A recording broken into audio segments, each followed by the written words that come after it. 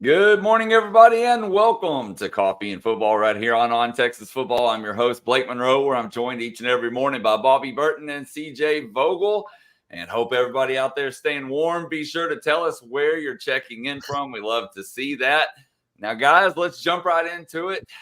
Lots of recruiting stuff going on. Coaches hopefully getting on the road today if the roads are good.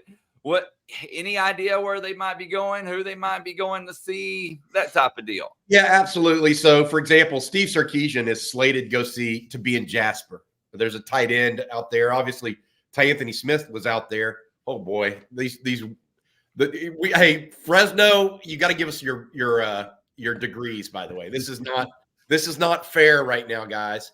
I was going to say this. So, Steve Sarkisian expected to be at Jasper, where they have a tight end, Keati Armstrong, but he's expected to be there. Is he going to make it there today? Well, I think it's a fair question. I've seen nothing but wrecks on I-10. So how, you know what I mean? The sliding cars. And so I don't know if the coaches in the state of Texas are going to be out and about. I will say this, Johnny Nansen, the new linebackers coach at Texas, will be in Southern California. The weather there is a little bit different these days, guys. So be aware of that. I think he and Chris Jackson both expected to be out there today recruiting. And then, we'll see where all of this goes. We're still waiting on a number of different things happen. Also, from a coaching perspective, yesterday, Paul Chryst, the off-field analyst for the University of Texas, the former Wisconsin head coach, was expected to be the next offensive coordinator at Iowa. But Paul Chryst and Kirk Ferentz could not come to terms. And so Paul Chryst is returning. This is according to footballscoop.com, is returning to Texas. I mean, I've got to be honest with you. If there are two better off-field analysts for anybody in the country than Paul Chryst, the former Wisconsin head coach and offensive coordinator de jure, and then also Dwayne Akina, I don't know what it is. It's a strong group. There's a lot of other stuff going on, a lot of portal news too, Blake. Yes, no doubt about it. Hey, one thing that I was reading that Football Scoop article. I did not realize that Chris had such a good relationship with Arch Manning. I thought that was very interesting, a point that they brought up in that article.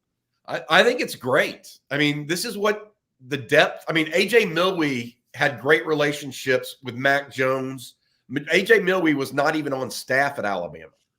Okay, he wasn't on the field. He was Sark's quarterback coach, sub-quarterback coach, right? And so he was talking to all the quarterbacks, whether it's Mac Jones, Tua, Jalen Hurts, etc. Now he comes to Texas, and Milwee is on the field, and yet they still have someone like Paul Chryst who has a ton, 30 or 40 years of coaching experience at that position. Steve Sarkisian's got it set up right. I'm not saying, and CJ, this is the point here, it's never going to be perfect, right? But he just has it set up really, really well. Like right now, we're worried about the defensive line coach. We're trying to figure out who that's going to be, et cetera. But he's proven capable of finding people that matter and replacing them. And so I feel really comfortable about where Texas is right now. And that comment, Blake, to your point, is indicative of a coaching staff that kind of has things going the right direction. No doubt about it, Bobby. Well, you talked about the portal. You brought that up. What's the latest there? Obviously, I know Texas hosted a couple of prospects over the weekend, and then possibly, Nyblack out of Alabama, kind of waiting on him. But what's the latest? Yeah, Amari Nyblack out of Alabama. Someone that we're still officially waiting portal paperwork for to get into the portal. He announced his intentions, desires to enter the portal. Kind of start looking around as well there, though still waiting official word on whether or not he is in or not in the portal. I think Texas will have interest there. Also at the tight end position, Ben Yurcich out of Stanford is about to take some visits to Texas and Georgia this weekend. He's looking like Texas might split the two of Yurcich and Nyblack with Georgia. That's something that is worth monitoring there with both teams looking to add a portal tight end in that position. And then obviously Jabbar Muhammad is set to visit Texas for a midweek on Wednesday tomorrow. The Washington all Pac-12 cornerback down to Texas and Oregon unofficially, but that's where we think things are heading right now. And then obviously Texas hosted Silas Bolden, the 5'8", 5'9" wide receiver out of Oregon State for a visit this past weekend, as well as former Alabama linebacker Kendrick Blackshire as well.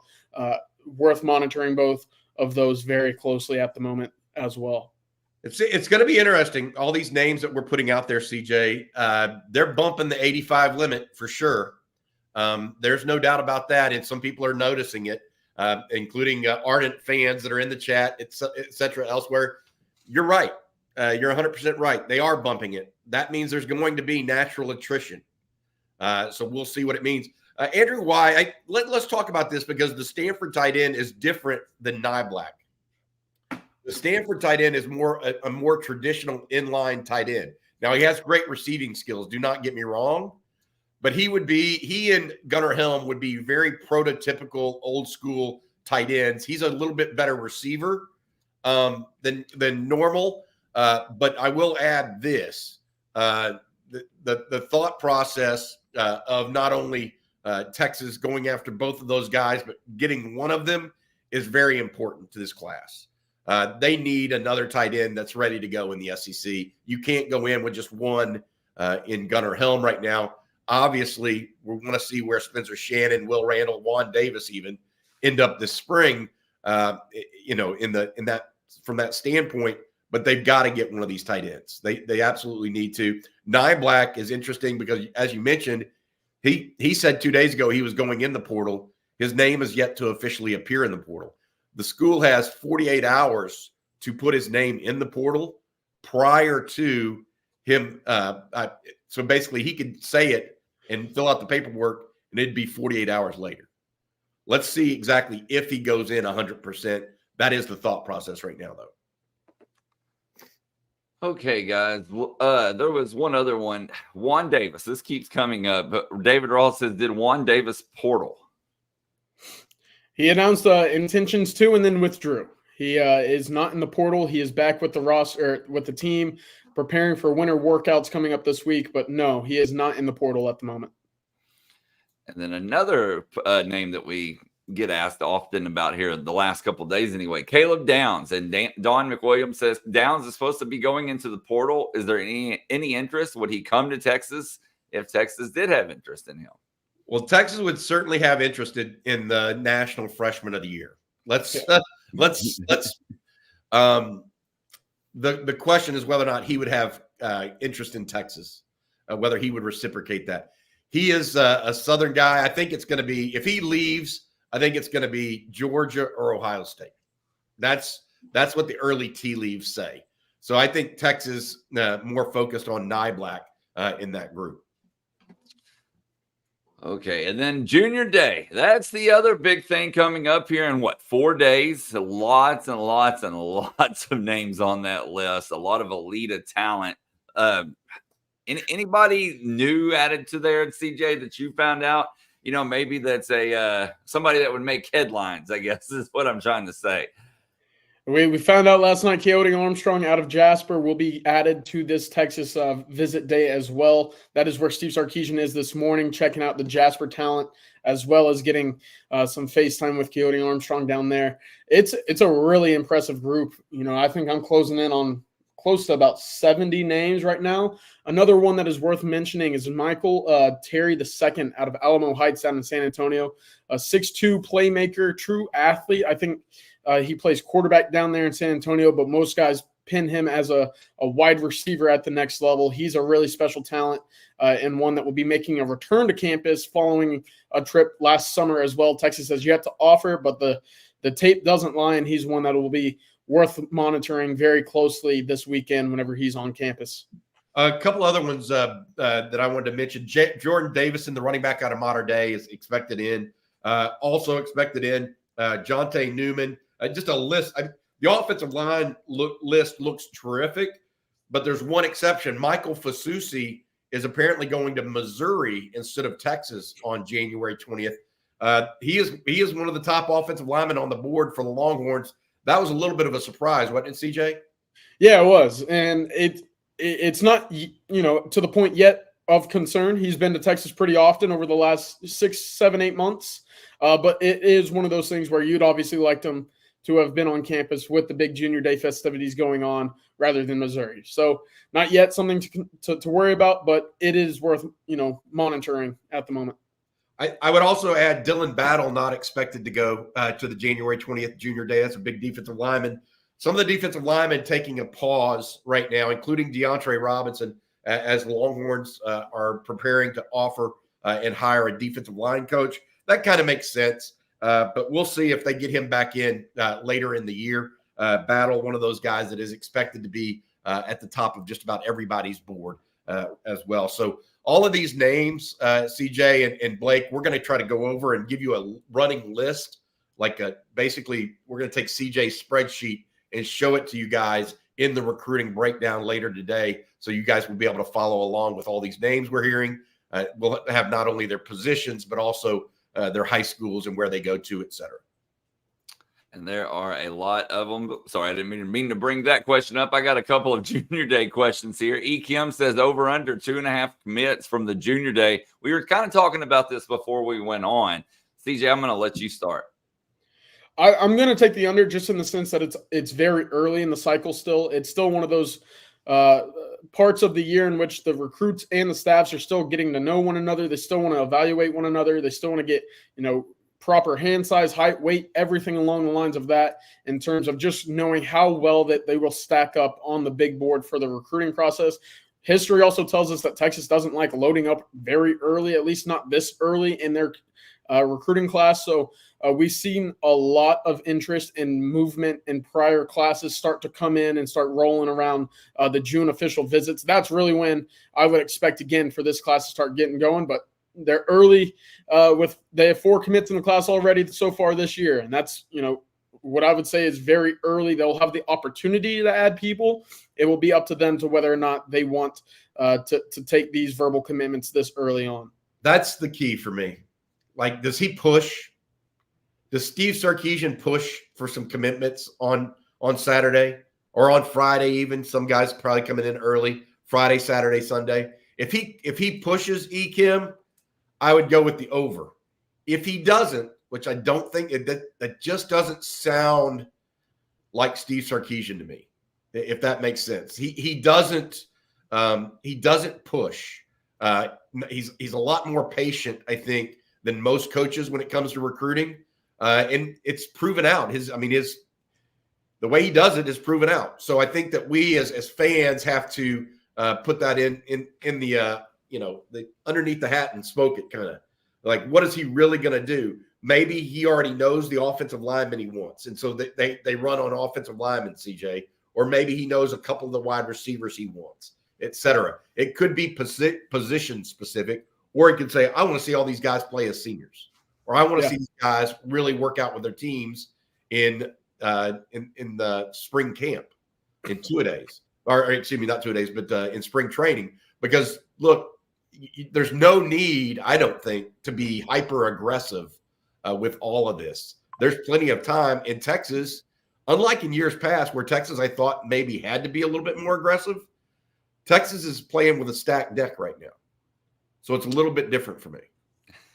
William Neese posted this, and I was actually about to say this. He said Mac would push and get 12 commits. I was going to say, Bobby, the day of seeing 10 to 12 commits at Junior Day, I think, are long gone. I think so. I mean, look, they could do it. I mean, Steve Sarkisian could turn around and change his entire MO. I just don't see it unless there are specific positions that they're 100% sure on. Like I said, they're playing with some leverage right now. I'm not saying these kids should feel leveraged. I just think there's more guys that are quality players that want to look at Texas than perhaps Steve Sarkisian's ever enjoyed as head coach at Texas. Right. And so the numbers game becomes more advantageous for the University of Texas and Sark. That's where I don't know what it means. We haven't been through this in all, right? I mean, in Steve Sarkisian's tenure, have we been through this where they're holding the cards going into a Junior Day this early? No, because guess what? Jimbo Fisher had done a great job of, getting recruits on campus earlier at A&M than at Texas. He had several year jump on Steve Sarkisian. I think that there's a little give and take here that we got to admit we don't know exactly how this is going to play out. We have an idea of how it will play out, but I certainly don't see 12 commits. I mean, that would be almost unheard of. Yeah. And a few other busy week for us. Yeah. Busy week. A few other junior day questions, guys, that we're going to get to. Kabir Hussein says, is Marcus Harris supposed to be at junior day? I know that he was rumored to have made the trip in. I'm not sure if he's actually committed to coming in all the way. I don't have him on my list right now, though I have seen his name rumored to potentially come in. Right now, I'm not expecting him to come in, however. He's not someone that I have confirmed on our list here. So we'll see if he makes a surprise visit by chance, but right now I'm not expecting him in.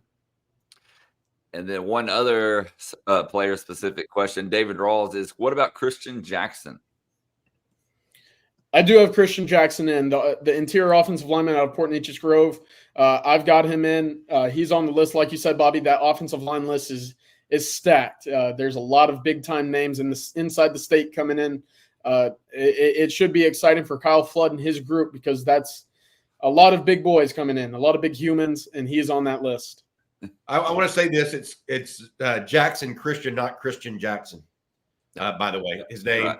Marcus Harris is expected to be at Tennessee on the 20th. His teammate, Jordan Davison, expected to be at Texas. That, if anybody's wondering whether those guys are a package deal, they're clearly not. But there is some talk about them playing together. Harris, a 5-star wide receiver. Davison, a 4 or 5-star running back that Tashard Choice has kind of handpicked right now as one of the top guys in the country. Mm-hmm. Okay, guys, we got one other question related to Junior Day here, and it's from Cinco de Mayo, and he says, is there ever a concern that you could have too many Junior Day attendees? Do they run the risk of not spending enough time and paying enough attention with some of these guys? You know, I was kind of juggling that idea because we're at, 70 guys on our list. That's probably not including 25 guys, 30 guys that we haven't yet seen, commit to the Junior Day. So it's going to be a busy week, and it's going to be up to the staff to devote, specific time to each commit or each prospect to ensure that they're feeling, like their time is well spent on campus.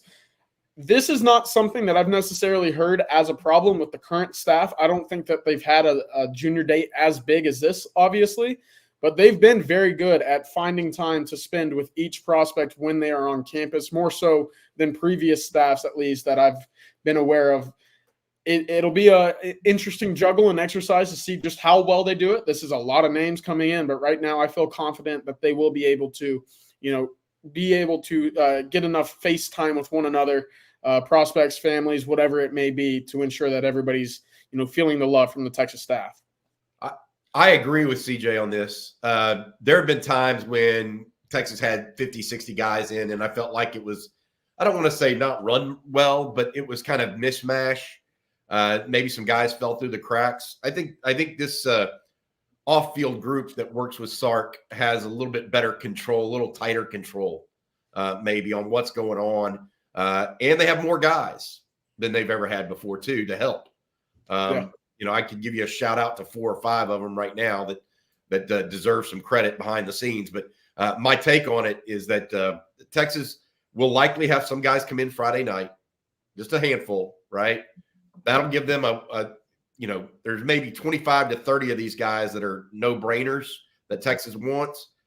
The issue will be, okay, how do we manage this out to where some stay overnight on Saturday night and meet with us on Sunday individually, that sort of stuff.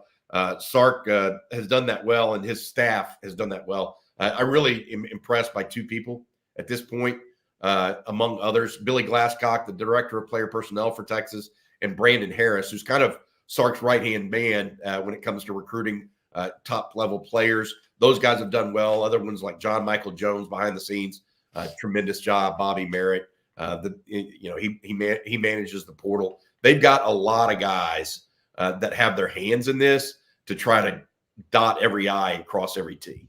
And I didn't always feel that way at the University of Texas. Not when, I feel like there are times when, it felt a little haphazard. is what I'll say. We're going to move on from the junior day talk for now, and we're going to go back to something that you mentioned earlier, Bob, because we're getting a lot of questions regarding Nansen, and we've had a lot of people join since we've talked about that. So I'm going to just lump a bunch of these questions in together. Phil McIntosh says, any chance Nansen goes back to Arizona as the head coach? And then we'll also follow that up from Chris Barr. Is Nansen to Arizona defensive coordinator real, or just wish casting from Arizona mods? I think that's just wish casting. He's not going to return. He was the defensive coordinator at Arizona. I don't think he's going to return for the same job, Chris. So I think that is wish casting. They could up his pay, and I don't think it would matter. Brent Brennan, Phil, has been offered the job at Arizona, according to multiple reports. Brennan is the head coach currently at San Jose State. One would think he's going to take the Arizona job after being at San Jose State. And so given that, I don't see Nansen going back to Arizona strictly as the defensive coordinator. We'll see exactly what happens. But Brennan may not want him back either. The head coaches don't go in and say, you have to hire this defensive coordinator or this offensive coordinator. Yeah, they have a plan, but it's not one that is dictated to them very often. Well, otherwise, Brennan will just say no. And he'll wait for Cal to come open or another school. Okay, we have a super chat here from Texas Beats. He says, is Michigan really after Brian Kelly? What's Jim Harbaugh going to do? I mean, that's, it's hard for me to sit here and say that they're really after him. I think that he would be a candidate, as would Sharon Moore, the offensive coordinator for Michigan. I think those are probably 1A and 1B, and I don't know which order Michigan would go in. I would say this, Harbaugh's brush with the law probably makes them want a little bit more of Sharon Moore than Brian Kelly. Brian Kelly plays it a little more loose. Now, of course, Harbaugh's brush with the law also resulted in a national championship that they're all celebrating now too. So it may be a Michigan, be careful what you wish for there. I don't know. I do think that Kelly would be interested in that job. He spent a lot of his coaching career in the Midwest, but we'll see. Then we have another super chat. This one from Kevin Jones, and he wants to talk about Texas. He says, loading up on defensive backs and wide receivers. Does it mean that Sark intends to rotate them in and out of the game, or make them compete for first, second, and third string positions?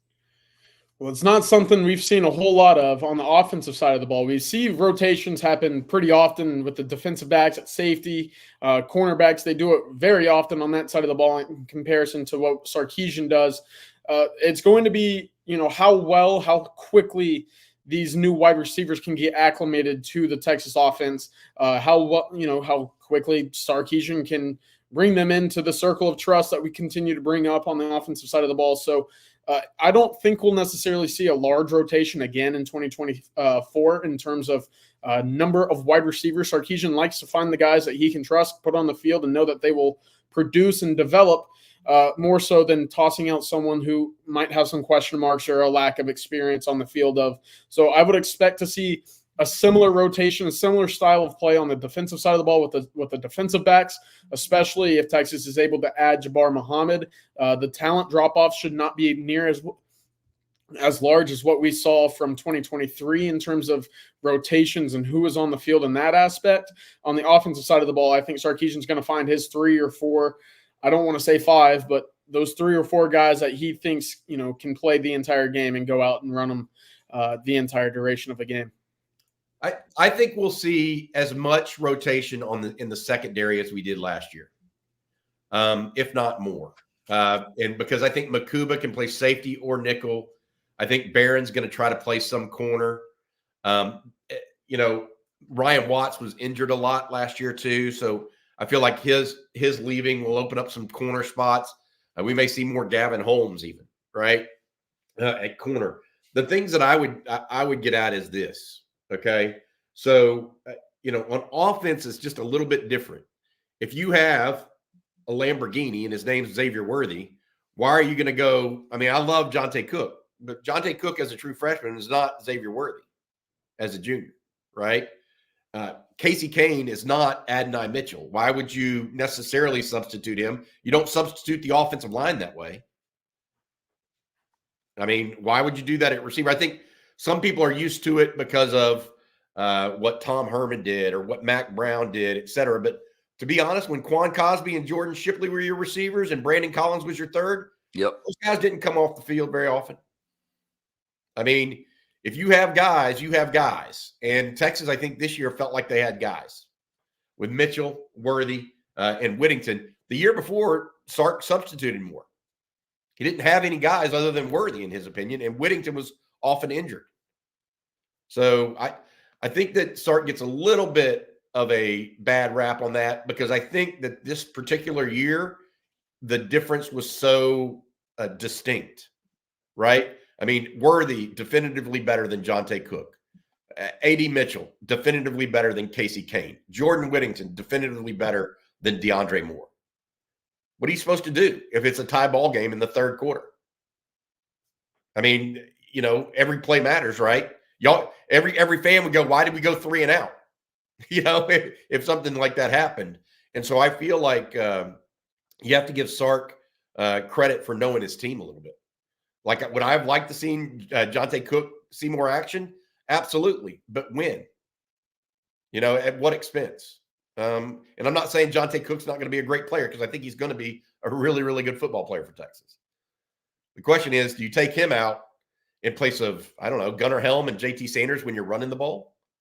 I mean, go 4 wides? I mean, I don't know. I don't know the answer to that. And Bobby, to your point, Mac, you mentioned Shipley and Cosby and Collins, but Nate Jones, Billy Pittman, Lima Swede, those 3 never came out either. So, right. I mean, it's happened a lot for Texas. Yep. Okay, guys, we are going to move on to the next question. Hook'em Danny says, with Texas losing 13 through the portal and only picking up 4, please explain how we are bumping up against the scholarship limit. Oversigning in high school rank. So Texas signed 23. It's going to end up being 22 now with the departure of DeAndre Robinson.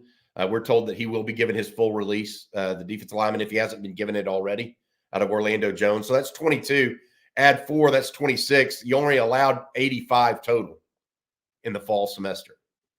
And so that's the way that's the number. If you sign a bunch of high school prospects and not enough go in the portal, then it's just basically attrition numbers. Right now, I think Texas is at 86 or 87. Someone in the chat can probably correct me. I don't even monitor it that heavily right now because I feel pretty strongly there's going to be 3 to 5, 6 more portal outs at the end of spring ball, which is that next one is April 15th to April 30th, by the way, that window. Okay, another hot topic of discussion in the chat, fellas, is the defensive tackle coach. And let's just start. There's so many questions. I'm kind of deciding which one to pick. We'll do this one from Connor Vaughn. Now that the wild card round is over, Rod Wright should be able to officially accept the defensive line job coach, right? And then we have another. I mean, there's just so many about Rod Wright. Then we have J.W. Troy, who will be our defensive line coach. Bobby, are you hearing anything regarding Wright or some of these other names? Yeah, I mean, I've heard a bunch of different names, and I don't have the knowledge that it's definitely Rod Wright at this point. Rod is the assistant defensive line coach for the Texans. They're still in the playoffs, as everyone knows. I think that Rod would be a good pick for the Longhorns. Of course, he's on the 2005 national championship team. All-around good guy, coached at UTSA, University of Miami, as well as in the pros. Longhorn grad as well. But there are other guys possible. We talked about this before. I think Zarnell Fitch out of Texas Tech is a name that's been mentioned more than once to me by people in the know. It strikes me as strange that if he's the guy that he wouldn't already be in. I think that leads me to believe right now that he's looking in the NFL. That doesn't necessarily mean, by the way, that it is Rod Wright. It could be someone like Clint Hurt out of Seattle. Pete Carroll just got fired. Clint Hurt, one of the best recruiters in the game back in the day. So let's wait and see where Steve Sarkisian goes with this instead of saying, he's definitely going to go with this direction or that direction. I would be unsurprised if it's Rod Wright. I would also be unsurprised if it's someone else. I guess that's the best way I can put it. And then just Space City Wrangler wants to know, have you heard Tracy Rocker's name come up at all from Philadelphia? Yeah, absolutely. I mean, he's a guy that has a lot of deep South connections. Played it. I think he won the Outland at Auburn back in the day. Was a high draft pick. He is a guy that would get a lot of play in the deep South, I think, and somebody that they just lost last night. And so, my take on that is a lot of these pro coaches don't want to go back to college for various reasons. Some of it is recruiting. Some of it is style of what you have to deal with in the locker room. And some of them want to. Rocker has been a short timer in the league at this point compared to Clint Hurtt. I think Clint Hurtt's now spent the last 8 or 9 years in the league. Rocker's the last 2 or 3, if I'm not mistaken. Somebody may need to correct me on that. But those kind of guys, that's a difference in coach. Some coaches, like Dwayne Akina, had so many chances to go to the NFL. He never wanted to go. He likes grooming younger players and teaching them the basics of the game. He always felt like that was his strength. You can look at Steve Sarkisian probably would have had a chance to go to the pros if he wanted to this year. I think he like Nick Saban. Nick Saban found out he liked the college game better than the pro game. Coaches like different things. Now we'll take 2 other defensive tackle coach questions. This first one from Champ Bailey 3. Do we know anyone who's turned down the defensive line coaching job? Have you heard anything about that? I don't know about that. Have you heard anything on that? I've not heard that the job's officially been extended yet. And as a result, I'm not sure that can lead to a turn down of the job. I'm with you, Bobby. I tend to lean NFL for this position. The timing of it feels all too similar to what we saw with the Chris Jackson hiring and the timeline in which that played out as well. So putting the tea leaves together, and also from what I've heard behind the scenes, NFL is where I lean this search will eventually take us. Well, it's interesting because here's the issue with the NFL coaches. They can actually deny other teams the right to talk to coaches until they hire a new coach. And that new coach decides whether or not they want to keep the existing staff or the position coaches. And that happens a lot more frequently, in my opinion, in the NFL than it does in college. In college, it's rare that you keep as many as 2 coaches off an existing staff when they get fired. In the pros, they may keep 2 or 3 almost every time. So whoever the new guy is in Seattle may keep, for instance, Clint Hurtt. Eric Henderson was the defensive line coach of the Rams. Okay. They lost over the weekend. Yesterday, he was announced as the defensive line coach at USC. So be aware of those kind of things. I mean, it's a very nefarious kind of world that you live in when you start talking about pro contracts versus college contracts. The pros have, I don't want to say antitrust or whatever, they have an inside job there a little bit, whereas the colleges are a little bit more open. Although I do wish the collegiate rankings were like the NFL, where anytime they interviewed somebody, they announced it publicly. Yeah, like wouldn't that be nice? Yeah, absolutely. All right, Archmania wants to know, in y'all's opinion, who really is the prize catch at a possible defensive line coach candidate? Who would you pick in a perfect world? I'm all about development. If I know that this guy can come in and develop from the NFL ranks or from wherever else, having success of putting guys in the league from college, that's where I'm looking. Yeah, I think I've been a fan of what Rod Wright has done. This year for the Texans, that defense was significantly more improved than what I thought many people would have expected. So that's something to keep in mind. I value development over recruiting. I think in today's day and age, you will be able to win recruitments based off how you do on the field and obviously what your university brings to the table. There aren't many universities and football programs that can bring what Texas can whenever it is, when it's rolling like this. I think that is exactly the university will recruit itself. And that's what I think Texas is at least Sarkisian is looking at with previous hires, is let me go get some big-time developers on the staff right now and let everything work out as a result. Just to give you a snippet of where Rod Wright has been in his time since he left the University of Texas. Most recently at the University of Miami before going to the Houston Texans.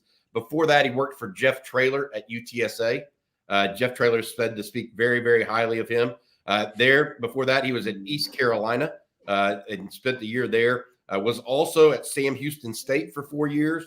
So he knows the state of Texas very, very well. So I think 13 years overall in college coaching. I will be interested to see whether or not this is something that ends up happening for Texas. There you go. Put it up there on the screen. A good blend of collegiate and pro experience, no doubt about that. Okay, guys, well, we've talked about defensive tackle coaching. Let's talk about defensive tackle recruiting because we do have a lot of questions on that. Tucker Foster with the super chat. Thank you, Tucker. He says, is Texas still going after defensive tackle Alex Foster? Well, that's obviously up in limbo right now until the defensive line coach is found. I know a large reason for Texas being in consideration from a number of these defensive linemen to begin with was because of Bo Davis being on staff. We've obviously talked about DeAndre Robinson asking for his release from his NLI. There were question marks about whether or not Alex January would be on campus to begin the early enrollment as well. He did make it to campus. I think it is on pause right now with Alex Foster. I think he is firm in his commitment to Baylor at the moment, and like many are just waiting to see what happens with Texas at the defensive line coach.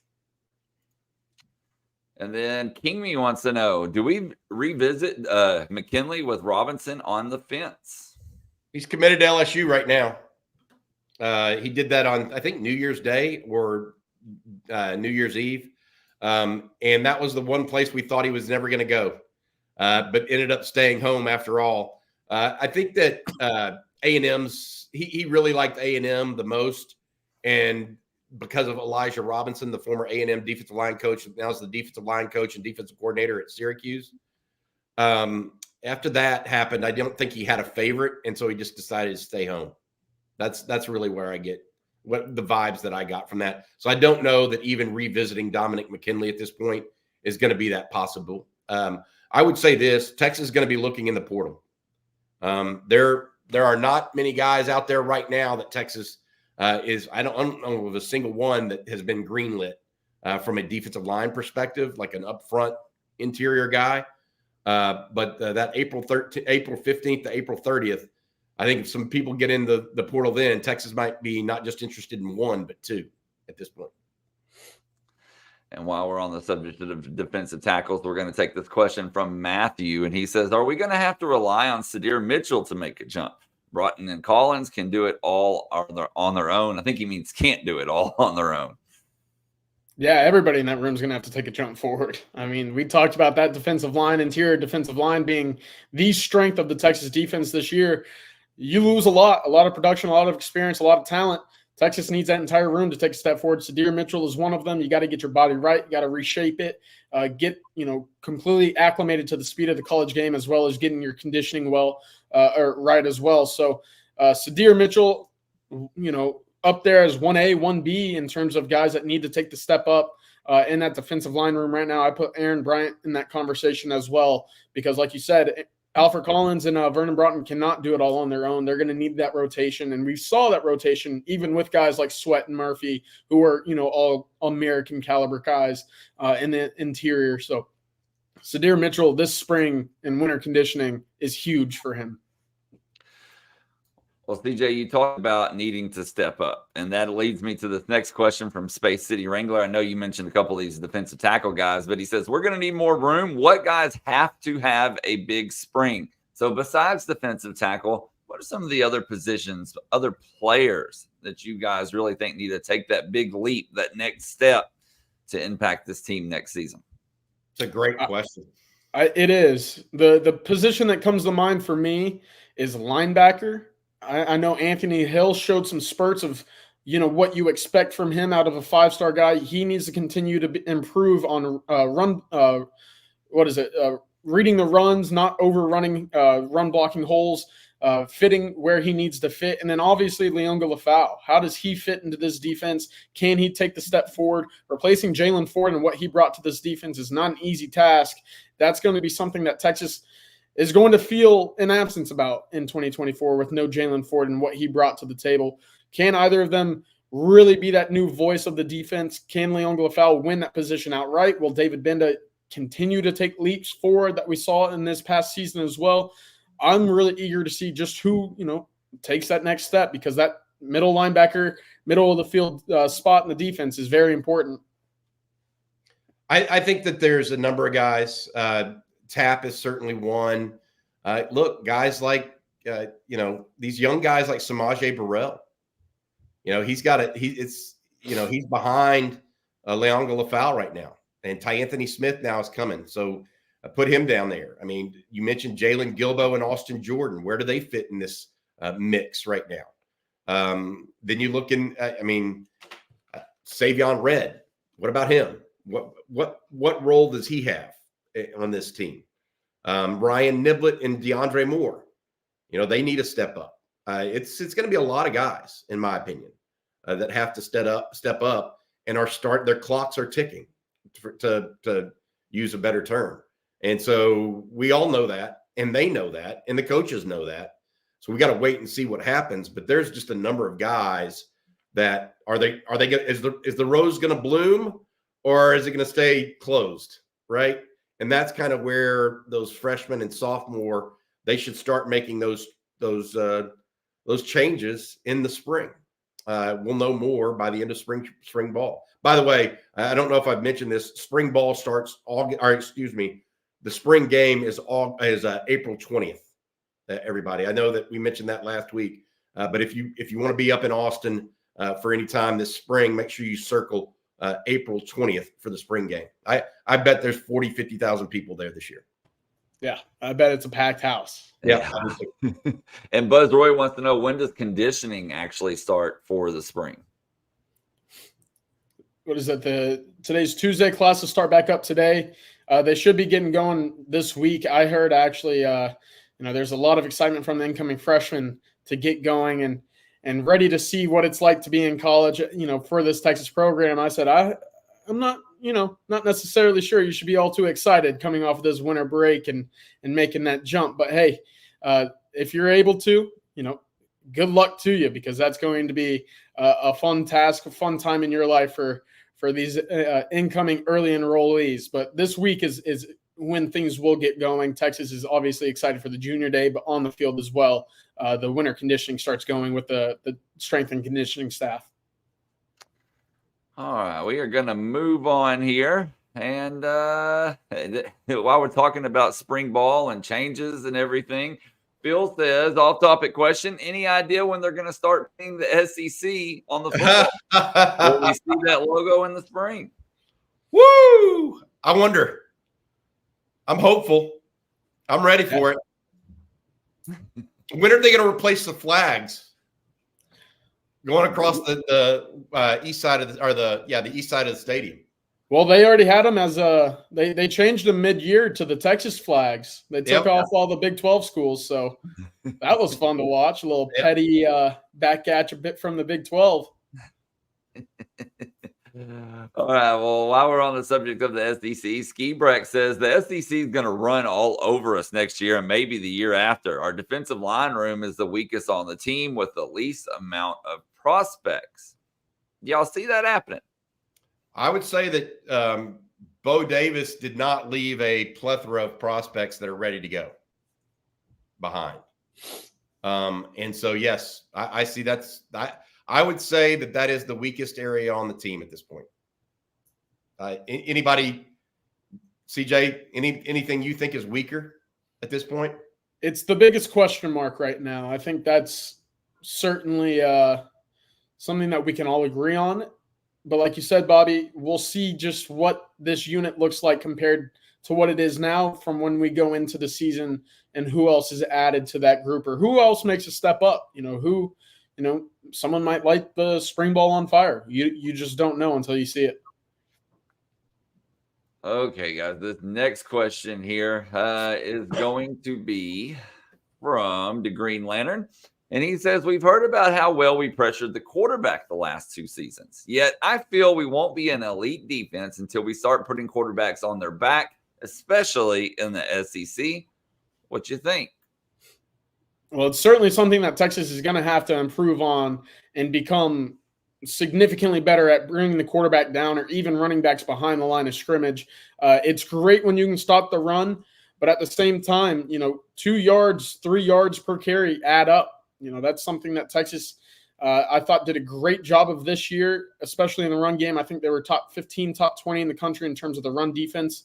They were top 3 in yards per game, I think, in run defense as well. So that's great. But if you can create negative plays, that's even better. And if you can put defenses or offenses behind the sticks and force them to become a one-dimensional throwing the ball, then you start seeing interceptions start to build up as a result. So it's a twofold part there. If Texas is able to get guys on the field, on the grass at quarterback, it's only going to help the defense as a whole. I think Texas will be better this year, coming up in 2024, than what we saw this past season in terms of getting guys on the ground, because you get Barron Sorrell, you get Ethan Burke returning, and obviously the addition of Colin Simmons and Trey Moore, who had 22 sacks over the last 2 years. That is going to help this unit a lot. I'm looking at the edge position right now like it could be a strength. I don't think it is yet. I want to see these guys on the field, but it certainly has the pieces and the depth where it can be a strength on this defense as a result of continuing to keep bodies fresh, rotating in and out, and obviously seeing production maintain a very high level. Look, they had 32 sacks this year. I think it was 27 the year before. So they improved the sack rate. But look, we want to be in the high 30s, to your point. That's a dominating defensive front in the pass game. I don't know if Texas is going to get that. I mean, we'll see. My take on it is, look, Ethan Burke was a year too young to be a dominating pass rusher. Okay. Barron Sorrell, that is not his strength. He is a strong side defensive end. The addition of Trey Moore is really interesting to me. The addition of Colin Simmons becomes really interesting. Is Colin Simmons ready to go? You add those two, you might get the quarterback on the ground more often coming off the edge than what we did this year. Well, one guy that they may be looking to add a little juice to that is Trey Moore. And Juju Juice wants to know, could they move Trey Moore move Trey Moore to linebacker? But also, what kind of – and CJ, I know you and I kind of talked about this in the portal video yesterday, but Bobby, interested to get your take as well. What kind of impact do you see him having going into the SEC next season? Boy, I like Trey Moore as a player because he's a producer. And what I mean by that is some guys don't necessarily have – like he's not the longest arm guy out there. You're not going to see a physical freak of nature when you look at Trey Moore, but he produces at a high level. And he makes off-schedule plays.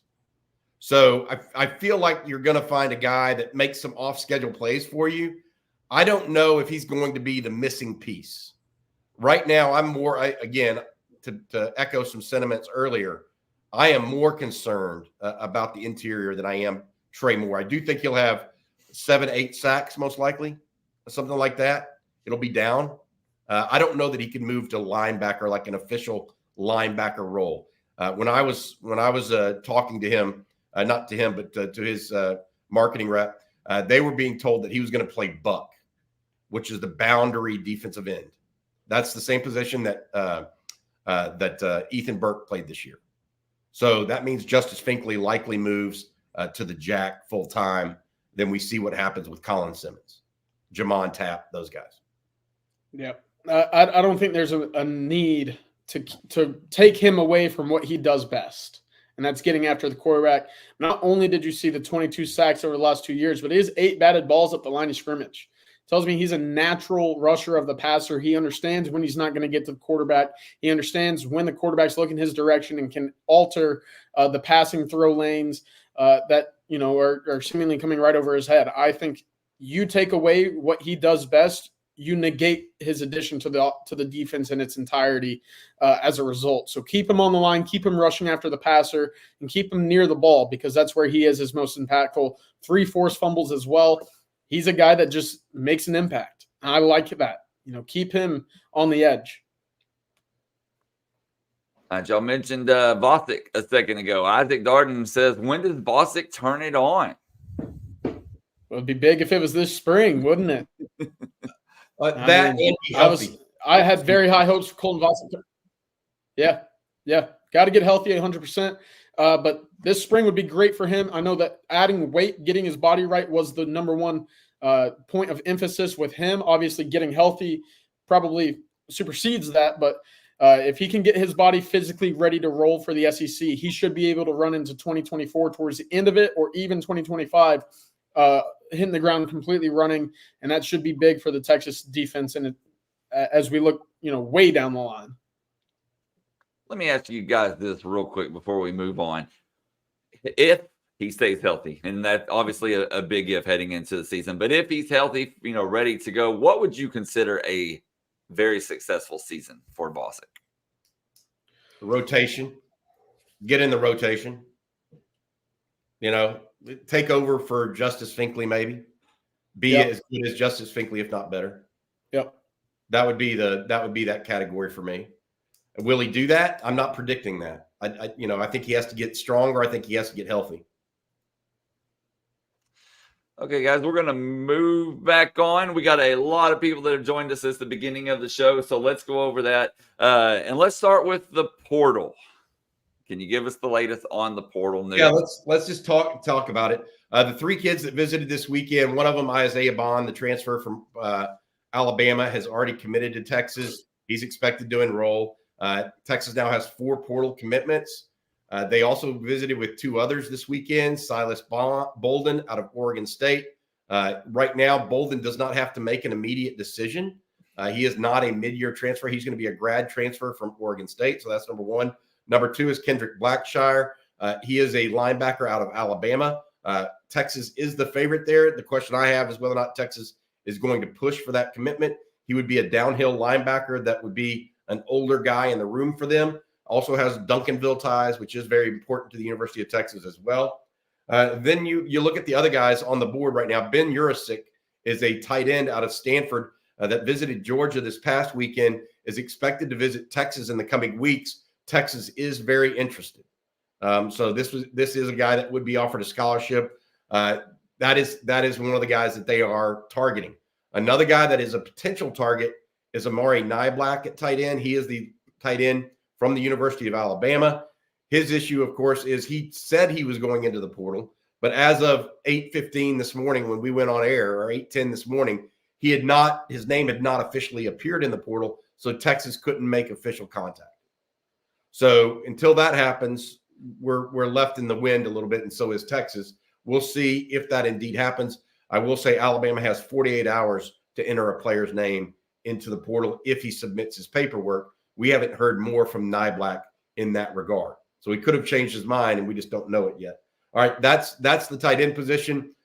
Also, Texas continues to look at other players in the portal, particularly along the defensive line. As of right now, I don't know any defensive lineman in the portal that has been greenlit by the Texas staff. So that should – Jabbar Muhammad. Wanted to mention him as well, the defensive back out of the University of Washington.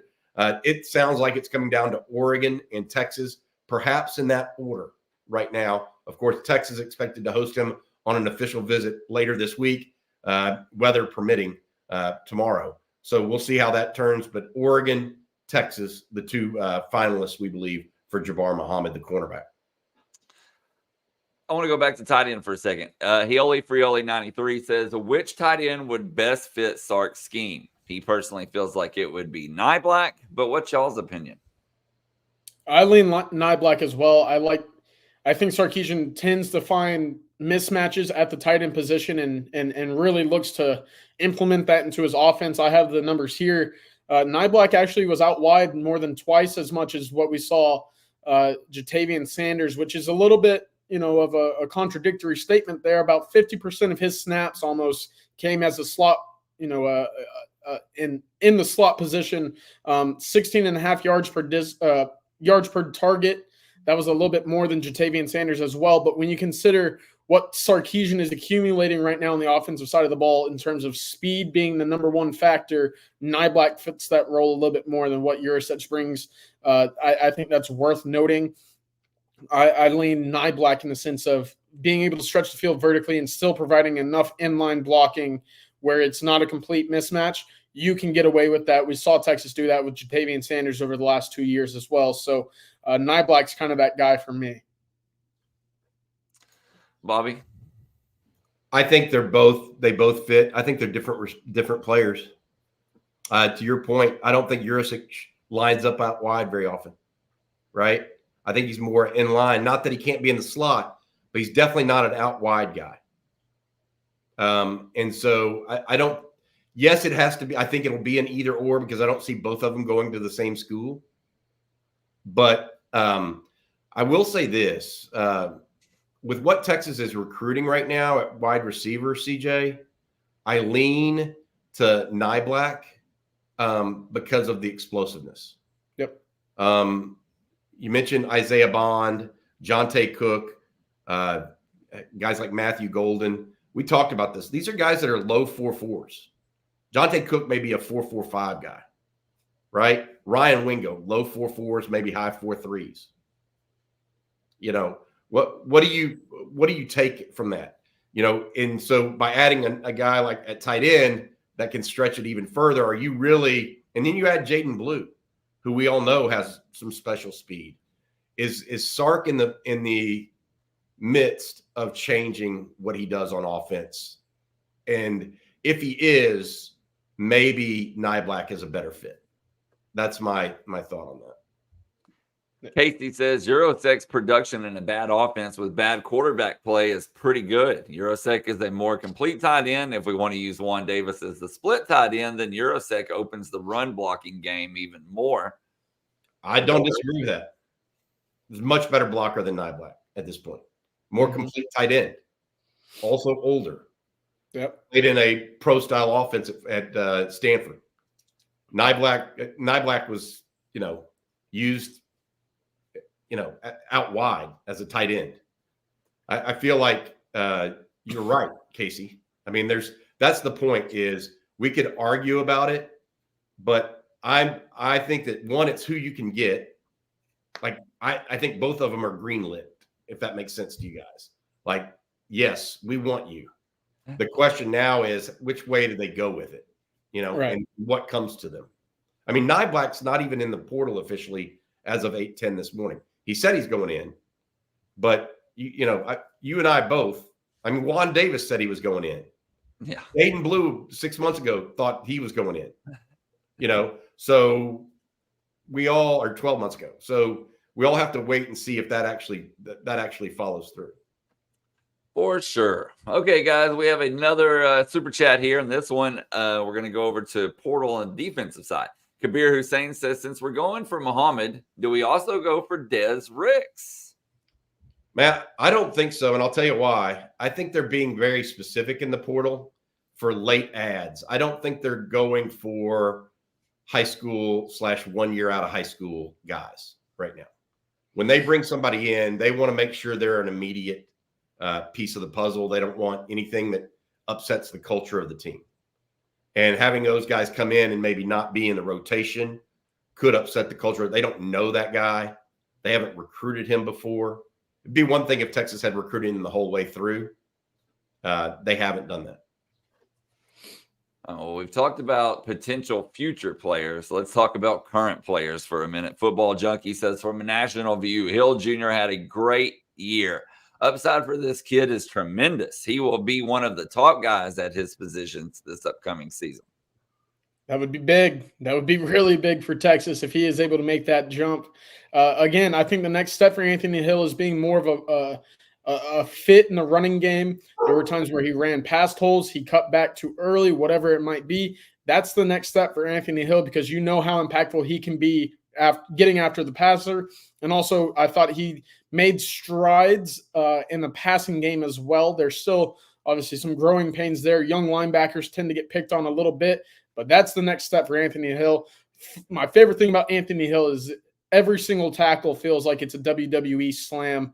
He's putting guys in the dirt, as hard and as often as anybody I've ever seen as a true freshman. So one of the more impressive things that I've ever watched from him is in the sense that when he gets his hands on a guy, that guy's, getting up from the ground thinking, oh, what just hit me? So I'm excited for what he can bring in year 2.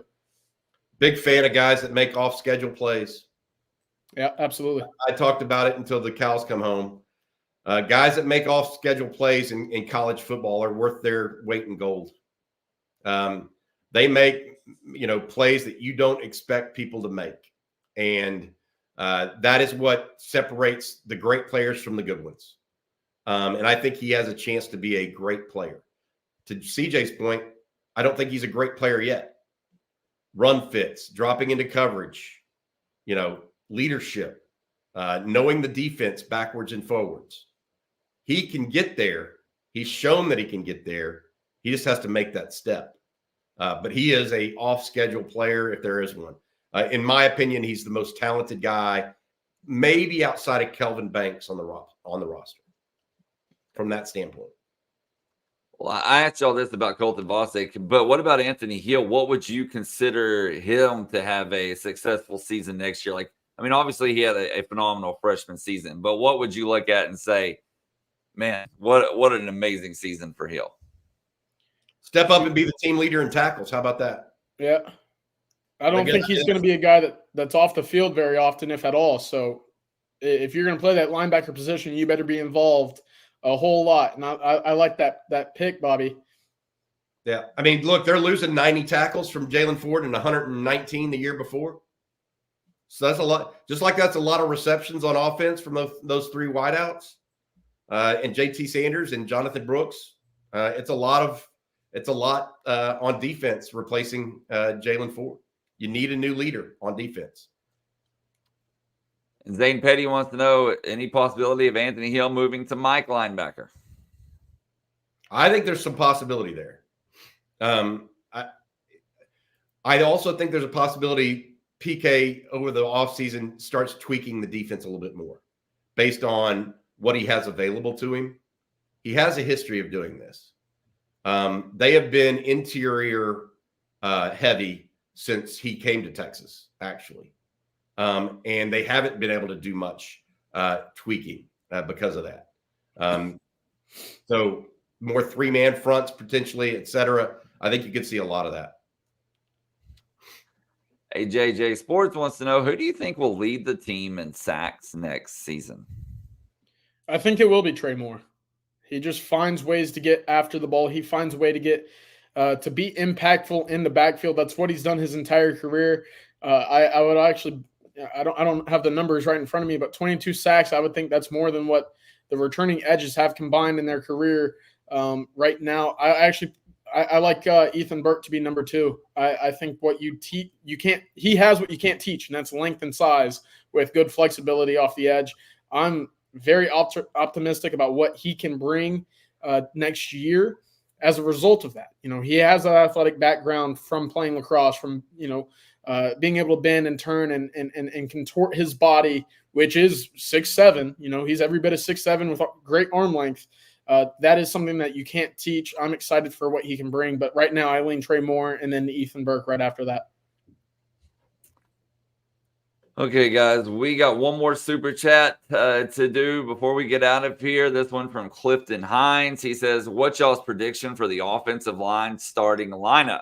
Majors back with Hudson, Neto itching the start. Is Connor's job at jeopardy? What y'all got? What's your pick? And thanks, Clifton. Yeah, thank you, Clifton. Look, I think I went over this yesterday, day before. The ones that you can pencil in my opinion, are Kelvin Banks at left tackle, Jake Majors at center. And I think that at right guard, you have DJ Campbell, but hear me out on this. I think you could see and this is just one permutation, I think you could see the right guard, DJ Campbell, moving to left guard and being next to Banks and Majors, because Banks has 2 years of starter ability. Campbell has shown some issues in pass pro. You line them up between those two guys, you get a more seasoned group. And then the left guard, what we think is going to be the battle at left guard, which is Neto Umeozulu, to your point, as well as Cole Hudson, becomes the actual fight at right guard. And then at right tackle, you have the fight between Cam Williams and Hayden Connor. Now, if Cam Williams unquestionably wins that role, I think then you're starting to look at potentially having Cam Williams and Hayden Connor go back to left guard. I like that a lot. I think splitting up DJ Campbell and Cam Williams is something worth monitoring, maybe tossing out that idea a lot, and seeing if it works during the spring, simply for the sake that I think that will be a spot where opposing DCs will look to next year and say, you know what, they had success going against DJ Campbell in pass protection last year. Let's do it again with a first-time starting right tackle. So I think that's, something that should be toyed with just a little bit. Okay, y'all. Well, before we get out of here, I do want to mention, don't forget Junior Day is this upcoming Saturday on the 20th. I know we had a question about Ryan Williams' official visit. That's actually the next weekend, so I'll go ahead and answer that one. And then lots of portal news going on. Obviously, anything could happen at any time, so there's never a better time than now to subscribe and ring that bell so you're notified anytime and every time a video is posted or when we go live like we do for breaking news. So gotta like it, gotta subscribe it, gotta ring that bell. And Bobby, can you tell folks what they can expect later today right here on Texas Football? Yeah, absolutely. We've got a couple things going on. We've got the recruiting breakdown. CJ and I are going to not only talk portal recruiting and what the latest news is, if anything breaks here in the next hour or so, but we're also going to be talking about the January 20 Junior Day with the list of guys we've got coming in. That should be very interesting. And then tonight, Rod Babers is back with the live stream. CJ and Aaron Hogan will be alongside talking Longhorn football. Any news, whether that's coaching news, the line coach could come out as soon as today, we think. We're going to be monitoring that as well as all the other stuff related to the Longhorns. There you go. All right. Well, thank you all for tuning in. Thank you for the super chats. We definitely appreciate that. We'll be back same place, same time tomorrow morning. And so for Bobby Burton and CJ Vogel, I'm Blake Monroe, and we'll see you then. Stay warm, guys.